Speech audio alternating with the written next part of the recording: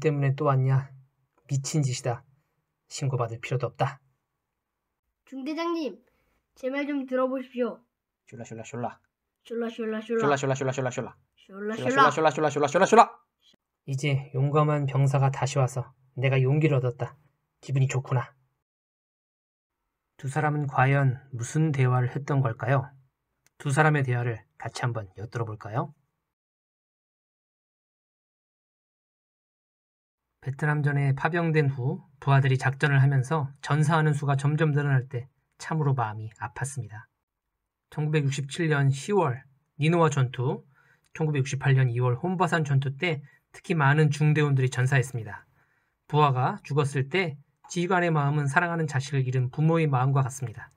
자식을 군에 보내놓고 걱정하는 부모의 마음, 그 자식이 죽었다는 소식을 듣고 망연자실하며 통곡하는 부모의 모습을 생각하면 더욱 그렇습니다. 부하들을 책임진 중대장으로서 심적으로 정말 힘들 때였습니다. 그 즈음에 정명석 병장이 중대로 전입을 왔습니다. 아니, 베트남에 왜 또 왔냐? 이 피비린내 나는 전쟁터에서 한번 자기 임무를 잘 마치고 살아갔으면 고맙지. 무슨 욕심을 부리려고 또 왔냐? 돈이고 명예고 편한 것이고 욕심 부리지 마라. 돈 좋아하면 죽는다.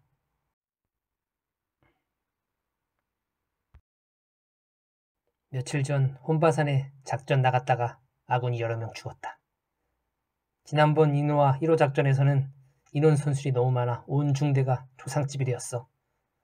화기 소대장도 부하를 많이 잃고 미쳐서 소리 지르고 있으니 내 말이 거짓말인가 소대장 막사에 한번 가봐라. 내가 제파어를 지원한 동기는 베트콩을 잡으면 그들이 올바른 대답을 하는데도 잘 모르고 매로 때리고 또 쏴 죽이는 것을 보고 너무 안타까워 직접 베트남 말을 배우면서 통역관이 되어 작전을 도우렀습니다. 그리고 나는 돈하고 전혀 상관이 없고 한국군 복무가 어려워서 온 것도 아닙니다. 제가 다시 온 이유는 오직 하나님이 나와 함께 하시니 생명에 해됨이 없는 기적의 작전을 하기 위함입니다. 내가 있을 때는 이런 일이 없었는데 나 없는 기간에 왜 이렇게 많이 죽었는지 이해가 안 됩니다. 하나님이 함께 하시면 전쟁이 패할 리가 있겠습니까? 전쟁은 하나님께 있고 승리도 하나님께 있습니다. 내가 나가서 성경이 다이처럼 싸워 이 부대가 정화같이 명성을 날리게 하러 왔습니다. 너는 어찌 그리도 전쟁에 용감하냐?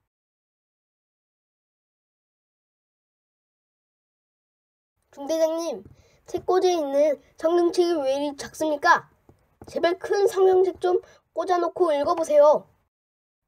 전쟁의 영웅 다윗 왕의 그 용맹스러운 이야기가 신약 성경 안에는 없으니 신구약이 다 들어있는 큰 성경책 좀 꽂아놓고 읽어보세요. 성경에서 전쟁에 대한 것이 나와 있는 부분도 보아야 용기도 나고 하나님께 능력과 지혜와 담대함을 받아 지휘관으로서 지휘를 잘합니다. 지휘관이 맥 빠지면 중대 전체가 사기와 용기를 잃습니다. 그나마 그 작은 성경책도 사실 잘 보지 않는다. 그러니까 하나님이 함께 하시지 않아 전투에서 지고 돌아오는 것입니다. 특히 전쟁에서 지휘관들은 하나님을 절대 믿어야 됩니다. 하나님이 지도자와 함께하면 그 부대의 생명을 더욱 지켜주시지 않겠습니까? 하나님이 나와 함께 하시니 이대 전투에서 대승리할 것입니다.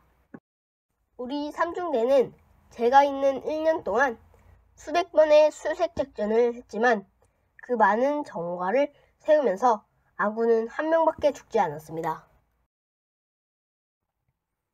나를 위해 하나님께 기도 좀 많이 해주어라.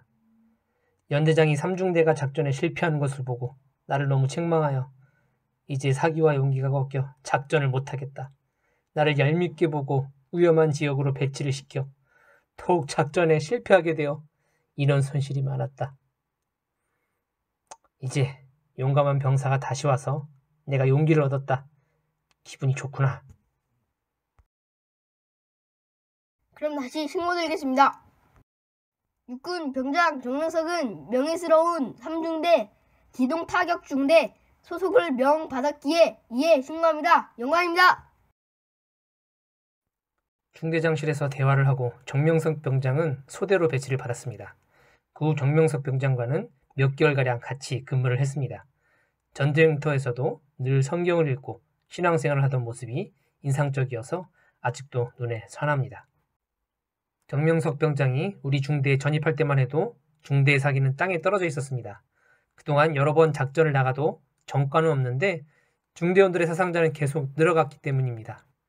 부하들이 죽는 것을 보고 제가 얼마나 힘들었으면 머리를 다 깎아버릴 정도였습니다. 이런 분위기 속에서 중대로 온 정명석 병장이 신고할 때 앞으로는 전투에서 승리할 것입니다. 두고 보십시오 라고 했습니다. 그때는 정명석 전우의 말을 귀담아 듣지 않았는데 시간이 지나면서 정명석 전우의 말대로 되었다는 것을 알 수 있었습니다. 정명석 전우가 중대로 전입 오고 나서부터는 정말로 기적같이 우리 중대가 전투에서 피해를 보거나 전사한 병사들도 거의 없었습니다. 그 당시 근무했던 전우들도 나와 똑같은 이야기를 했습니다. 29년대에서 10월 달에 굉장히 큰 한국 군들이 엄청난 피해를 입었으니까 우리도 지원 나가가지고 15명강 대단한 막 전사자를 입을 정도로. 근데 그 29년대는 대대장도 전사했다는 게 대대장. 청년은 1968년 2월 2차 파병을 하게 되는데 1차 파병 당시와 같은 부대인 3중대에 배치되게 됩니다.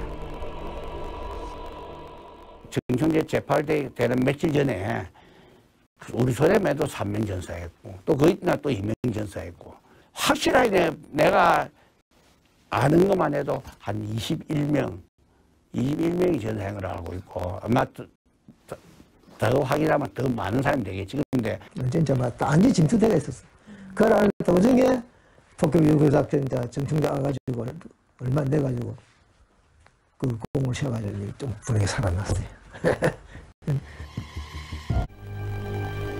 당시의 전과는 전승기념비로 아직 남아있는데 그 후로도 3중대는 1년 동안 100여 회가 넘는 수색작전과 산악작전에도 한 명의 인명 손실이 없었다. 정명석 총재 같이 전쟁을 했잖아요. 본인은 혼자 기도했을 거 아니야. 한 사람도 안 됐었다니까. 그것도 이제 정명석 총재가 기고를 해가지고 잠시 머무는 동안에, 예. 그 동안에 그렇게 사상자가 많이 발생을 해가지고 전사자가 최고 많이 나왔다는 거예요. 풀 영상은 베트남 전쟁 다큐 사랑과 평화다에서 보실 수 있습니다.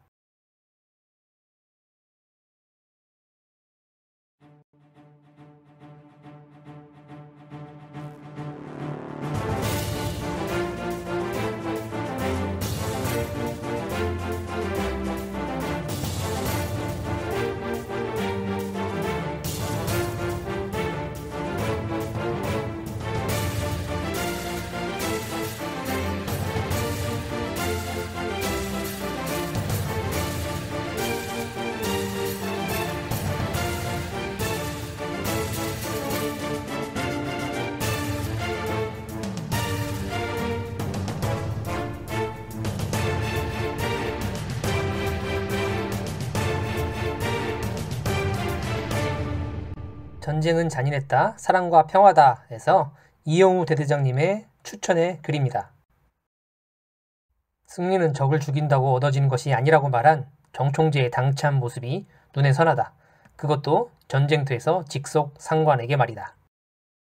실제로 정총재가 1, 2차 파월된 25개월 동안 3중대 전사자는 단 한 명뿐이었으나 정총재가 1차 귀국 후 재파월될 때까지 베트남 전쟁터를 비운 6개월 사이에는 24명 이상의 사상자가 발생했다는 것이 당시 전투 상부의 기록으로 이 책에 기록된 내용과 일치한다. 정총재의 생명사랑의 위력을 보여주는 대목이다. 이 책에서 정총재가 전하고자 하는 메시지는 바로 이것이다. 인간이 생명을 사랑하는 작전을 하면 하나님은 그 행한 대로 갚아준다는 것이다.